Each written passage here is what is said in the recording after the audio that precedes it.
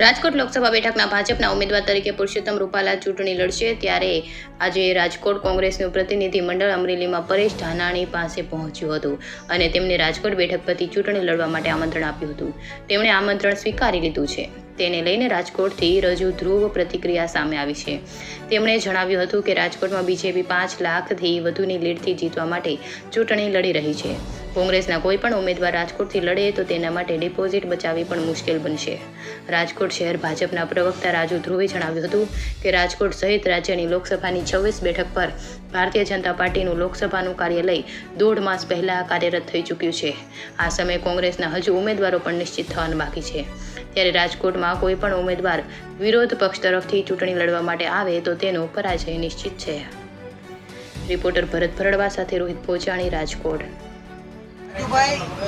રાજકોટથી પુરુષોત્તમ રૂપાલાની સામે પરેશભાઈ ધાનાણીનું નામ અત્યારે તેમને જાહેર કર્યું છે કે જે કહી રહ્યા છે પત્રકાર પરેશ ધાનાણી રાજકોટમાં ચૂંટણી લડશે. રાજકોટ એ ભારતીય જનતા પક્ષનું પરંપરાગત ગઢ છે. અમારા તમામ શ્રેણીના કાર્યકર્તાઓ અમારું 1 થી 1.5 મહિના પહેલાં અમારું ભારતીય જનતા પક્ષનું લોકસભાનું ચૂંટણી મધ્યસ્થ કાર્યાલય ખુલી ગયું. ગુજરાતમાં 26 બેઠકોના કાર્યાલય ખુલી ગયા. જ્યારે કોંગ્રેસના હજી ઉમેદવાર નિશ્ચિત કરવાનો બાકી છે.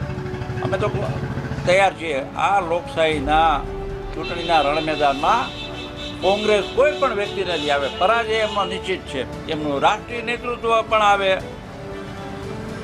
કહી શકીએ કે અનેકવાર દર્શને આવતા હોય છે, ભલે ચૂંટણી લડવા પણ આવે. પરાજય એમનો ડંકાની ચોટ ઉપર નિશ્ચિત છે. કાંઈ વ્યક્તિ વિશે વાત નથી કરવી. અમારા કરેલા કામ ઉપર અમને ભરોસો છે. રાજકોટની પ્રજાઓ પર ભરોસો છે. અમારા નેતૃત્વ પર ભરોસો છે. વડાપ્રધાન નરેન્દ્રભાઈ મોદીએ એમના જીવનની સૌથી પહેલી ચૂંટણી જ્યારે રાજકોટની લડ્યા, રાજકોટની પ્રજા સાથે એમનો પારિવારિક ઘરોબો છે. આવા નરેન્દ્રભાઈ જ્યારે દેશના લોકલાડીલા વડાપ્રધાન હોય, વિશ્વના સર્વાધિક લોકપ્રિય પ્રશાસક હોય, નેતા હોય, ત્યારે ગુજરાતની પ્રજાએ નક્કી જ કર્યું છે 26 બેઠકો નરેન્દ્રભાઈની જોડીમાં આપી.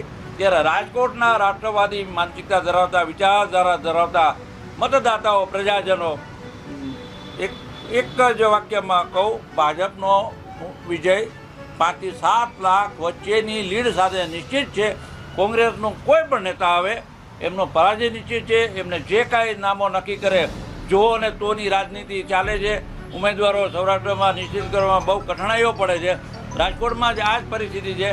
ત્યારે મને લાગે છે કે પરાજય ભાળી ગયેલા કોંગ્રેસના આગેવાનો હજી સુધી નામ નક્કી નથી કરી શક્યા. ત્યારે જો અને તોની રાજનીતિ ચલાવી રહ્યા છે.